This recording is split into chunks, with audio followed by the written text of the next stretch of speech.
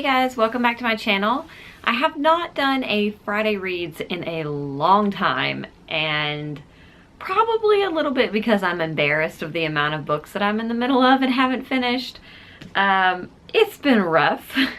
So I'm just gonna kind of get straight into it and talk about what all I'm in the middle of, because there are a lot of books.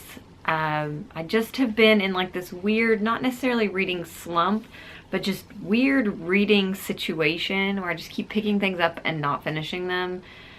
And not because they're not good books or interesting books, I just haven't been, and it's terrible.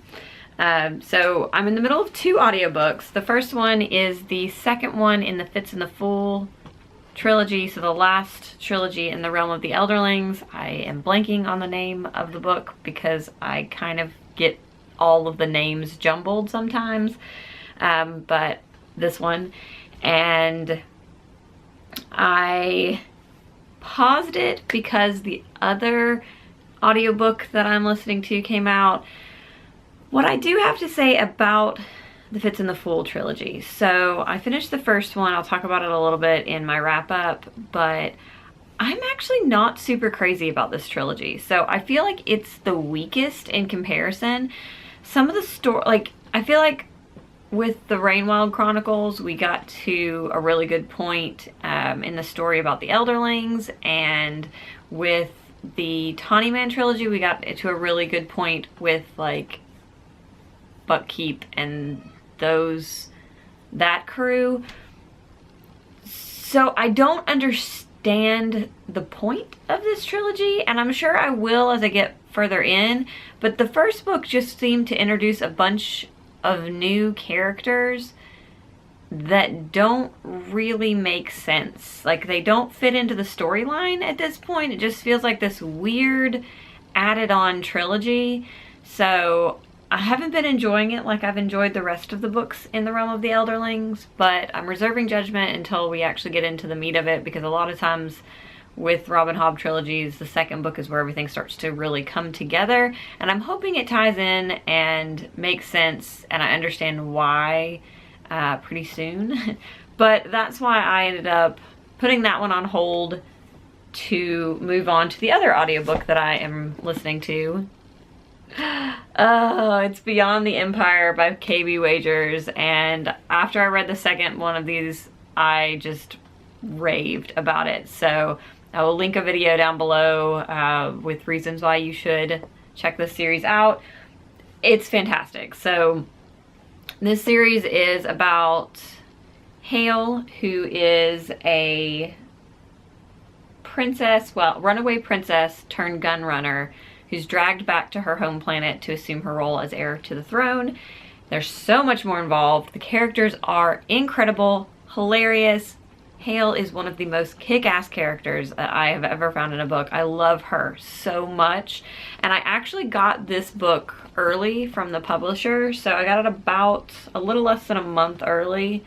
And I wanted to tear into it and read it because I wanted to know how the story ends, but the audiobooks are so good. The narrator is amazing, and I just really wanted to listen to the audiobook. So I held off, and I asked for it at my library, and they came through again, and as soon as I got it, I downloaded it. I put my other audiobook on hold, and I started this. I've only been listening to it for 2 days, mostly just commutes, and I'm already almost halfway through. That tells you how good it is. So yes, I should probably finish this before the end of the month. I'm so excited. It's so good. If you haven't checked the series out, you definitely should. What is your problem, honey? Want to say hi? Want to say hi? Huh? Do you want to say hi? Say hi? Oof. You're looking at Stephanie's kittens. You look massive. You are so huge. You're a big cat. Big cat. Mommy is big cat. He's just gonna sit here and do this. What are you doing? We'll just move on. So another book that I have been in the middle of for quite a while, but I am enjoying, is Traitor to the Throne by Alan Hamilton. So this is the second book in the Rebel of the Sands trilogy. I think that's what it's called. There's a lot of glare, so you can't, there we go. So this is basically about a girl who is, she lives in the desert. She is kind of an orphan, sort of. She's really good with guns, and she ends up kind of joining forces with this rebellion during this time of war in this country. I don't know. It's hard to explain, honestly, but it has djinn lore in it, which I love any story that has to do with genies or the djinn, and this one has been really good. The first book I absolutely loved. I actually read the first 100 pages of this one in a day, and then just sort of screeched to a halt. Like, I'm on page 262 like a month and a half later. So it's, again, not that this book isn't good, it's just I keep picking up other things or wanting to read other things, and so it gets pushed to the side. This is the one that I'm mostly concentrating on right now because I do want to make sure that I get this finished before the end of the year. I don't want to take it into next year, and the third one comes out in March, so yes. It's really good. I definitely recommend this series if you're into YA fantasy at all. I will probably sometime next year, because I have a couple of books that I want to read before that time, do a video about books that have to do with genies or the djinn, and this one will definitely be included.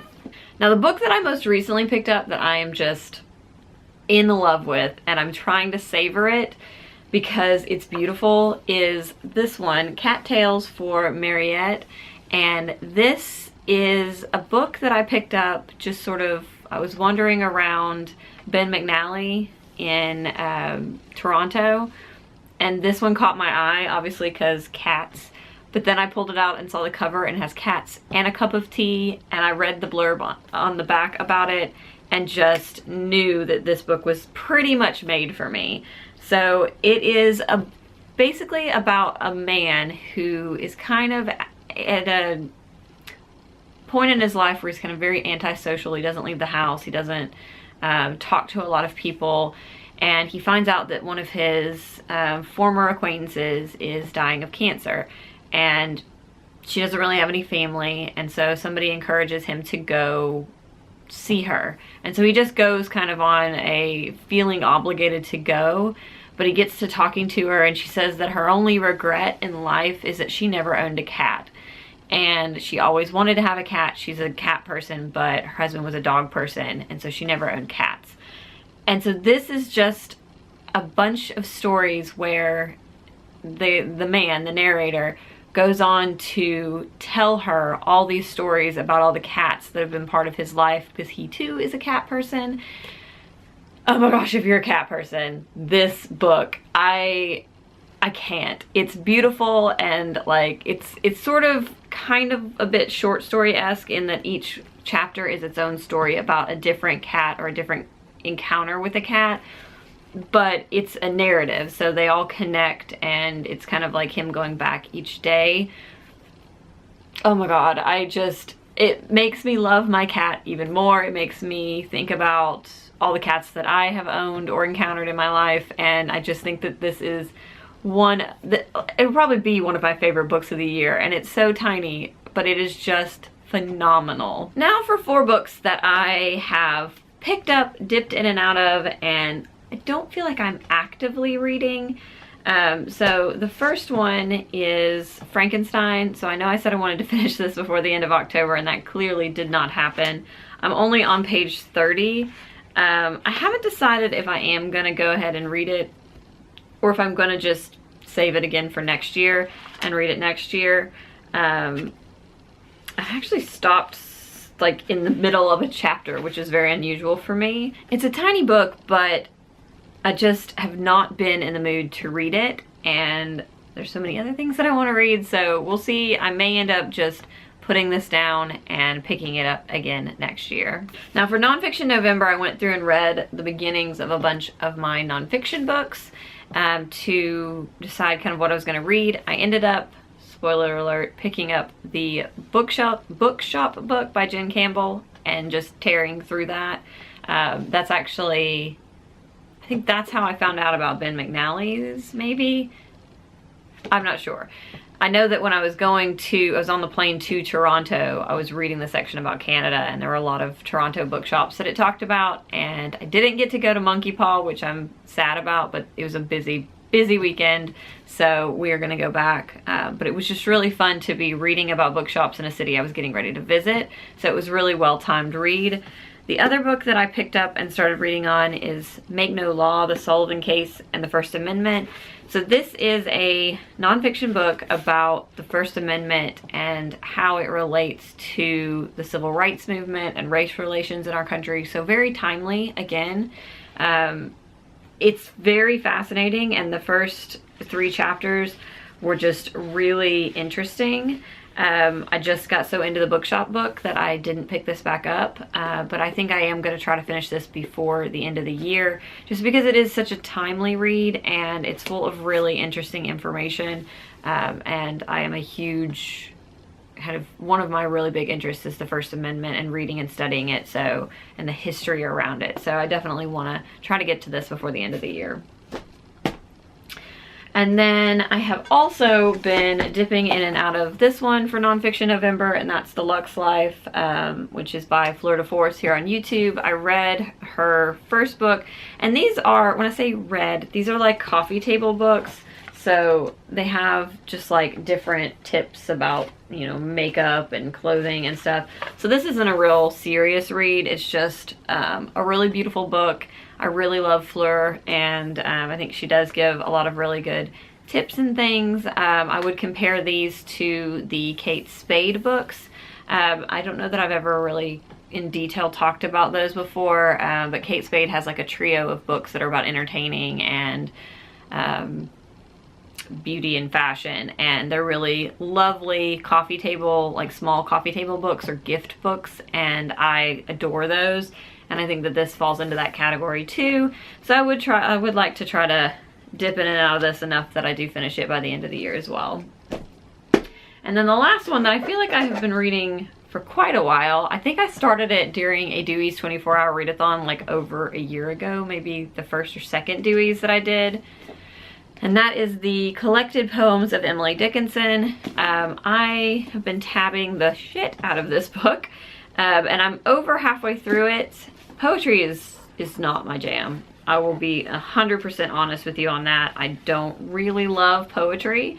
I have really enjoyed obviously some of these poems, and I like Emily Dickinson and kind of the themes that she talks about. So yeah, this was a book that was given to me by my teacher in high school. So it's dated November the 24th of 2003. And I believe that this was given to me when I got accepted to Hollins, and it was just a congratulations, you're gonna do great kind of thing from a wonderful English teacher that just, everyone should have an English teacher like her. So the physical object is really dear to my heart, so I definitely want to read all of the poems in it so I can move this to my red shelf. So that is the massive pile of things that I am in the middle of or dipping in and out of.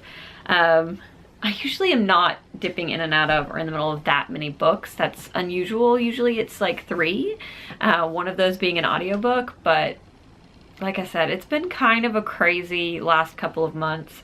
Work has been incredibly busy, and so when I get home I'm just so exhausted mentally that I don't have a lot of like brain space left to read, which I feel like I should, because it usually does calm me, center me. So I need to get back to reading in the evenings when I get home from work. We'll see. And I am doing Vlogmas, so this may be the last video before Vlogmas. I don't know that I'm gonna have a video to go up on Tuesday, just because I'm doing a lot of prep for Vlogmas, and 24 videos is a lot of videos. So I probably am going to skip the Tuesday video, but there will be a video on Friday that will be the beginning of Vlogmas. So if you have any ideas, please leave them in the comments. Tags you want to see me do, tea videos you'd like to see, book video recommendations, if there's any kind of genre or particular thing you think I might have some good recommendations on. I'd love to do videos on that. There are definitely going to be a mix of book videos, tea videos. The weekly vlogs are coming back, so get ready for that. And just as a teaser, the very first one is going to be a video about the 2, yes I said 2, advent calendars that I have for this year. I'm very, very excited about both of them, so tune in next week to see what those are going to be, and I can't wait. I'm excited about Vlogmas. All right, I hope you guys are having a wonderful day, and I will see you next time. Bye.